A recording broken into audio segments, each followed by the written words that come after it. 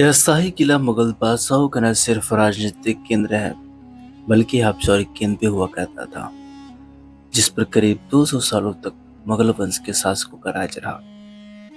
देश की जंग आजादी का गवाह रहा लाल किला। मुगल कालीन वास्तुकला, सृजनात्मक और सौंदर्य का अनुपम और अनूठा उदाहरण है लाल किला। बात करते हैं 1648 ईस्वी में बने इस भव्य किले के अंदर एक बेहद सुंदर संग्रहालय भी हुआ है। करीब 250 एकड़ जमीन में फैला यह भव्य किला मुगल राजशाही और ब्रिटिशर्स के खिलाफ गहरे संघर्ष की दास्तान बयां करता है। वहीं भारत का राष्ट्रीय गौरव माने जाने वाला इस किले का इतिहास बेहद दिलचस्प है। आइए जानते हैं लाल किला का इतिहास, इसकी शाही बनावट और इससे जुड़े कई अनसुने और रोचक तथ्यों के बारे में। नमस्कार दोस्तों, मैं हूं अंजिस इलाहाबादी और आप सभी का स्वागत करता हूं अंजिस ब्लॉग में।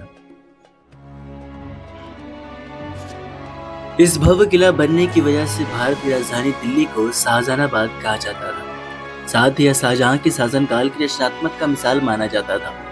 मुगल सम्राट शाहजहां के बाद उसके बेटे औरंगजेब ने इस किले में मोती मस्जिद का भी निर्माण करवाया था। वहीं 17वीं शताब्दी पर जब लाल किले पर जहांगीर शाह का कब्जा हो गया, तब करीब 30 साल तक किले का बिना शासक का रहा। उसके बाद नादिर शाह ने किले पर अपना शासक चलाया और फिर कुछ दिनों तक सिखों का इस भव्य किले पर शासक रहा। इसके बाद 18वीं सदी में अंग्रेजों ने लाल किले पर कब्जा कर लिया और इस किले में जमकर लूटपाट की। भारत की आजादी के बाद सबसे पहले देश के पहले प्रधानमंत्री जवाहरलाल नेहरू ने इस पर तिरंगा फहराकर देश के नाम संदेश दिया था। वही आजादी के बाद लाल किले का इस्तेमाल सैनिक प्रशिक्षण के लिए किया जाने लगा और फिर एक प्रमुख पर्यटन स्थल के रूप में मशहूर हुआ। वह इसके आकर्षण और भव्यता की वजह से इसे 2007 में विश्व धरोहर की सूची में शामिल किया गया था और आज इसकी खूबसूरती को देखने के लिए कोने कोने से लोग इसे देखने दिल्ली चले जाते हैं। तो ये तो हो गया इसकी ब्रीफ हिस्ट्री। तो चलिए बात करते हैं लाल किले की शानदार बनावट और इसके भव्य स्वरूप के बारे में।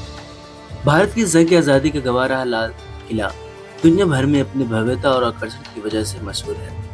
यह अपनी बेहतरीन कारीगरी और शानदार बनावट के लिए विश्व भर में जाना है। दुनिया के सबसे खूबसूरत किले का निर्माण लाल लुआ पत्थर एवं सफेद संगमरमर के पत्थरों से किया गया है।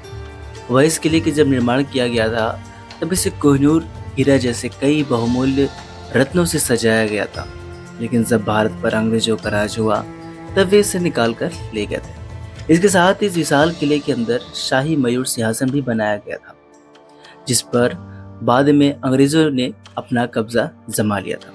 करीब 1.5 किलोमीटर की परिधि में फैले भारत के इस भव्य ऐतिहासिक स्मारक के चारों तरफ करीब 30 मीटर ऊंची पत्थर की दीवार बनी हुई है, जिसमें मुगल कालीन वास्तुकला का इस्तेमाल कर बेहद सुंदर नक्काशी की गई है। इसके साथ ही इसमें रेशमी चादर का भी इस्तेमाल किया गया है।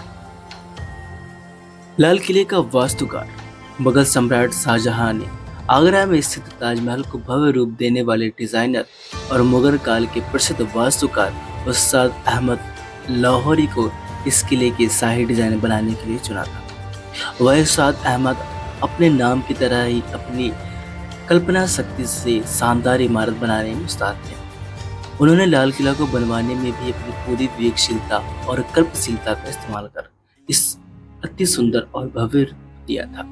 यही वजह है कि लाल किले के निर्माण के इतने सालों के बाद आज भी इस किले की विशालता और खूबसूरती के लिए विश्व भर में जाना जाता है। लाल किले के म्यूजियम में जब आप जाते हैं तो वहाँ पास एक LCD पैनल देखने को मिलता है, जहाँ पास आप पूरी की पूरी लाल किले की हिस्ट्री को अच्छे से जान सकते हैं। इसकी कुछ झलकियाँ हम आपको दिखाते हैं। देखिए, जब हम इसमें सर्च कर रहे थे तो हमें सुभाष चंद्र जी का एक कोट्स मिला, जिसमें लिखा था, I have no son of my own but you are to me more than my sons. Subhash Chandra Bose जी।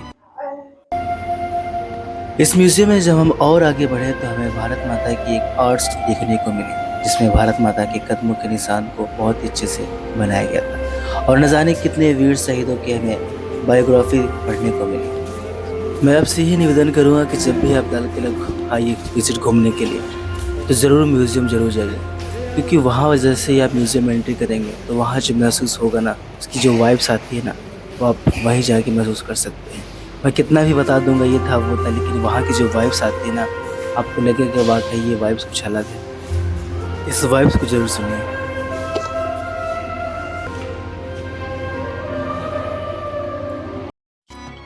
तो ये तो बात होगी लाल किले के इतिहास के बारे में। अब थोड़ा सा हम आपको जानकारी देते हैं तख्ते ताउस के बारे में। तख्ते ताउस जो कि फारसी नाम है यानी मयूर सिंहासन, वह मशहूर सिंहासन है जिसे मुगल बादशाह शाहजहां ने बनवाया था। पहले ये आगरा के किले में रखा गया था, वहां से इसे दिल्ली के लाल किले में ले जाकर रख दिया गया था।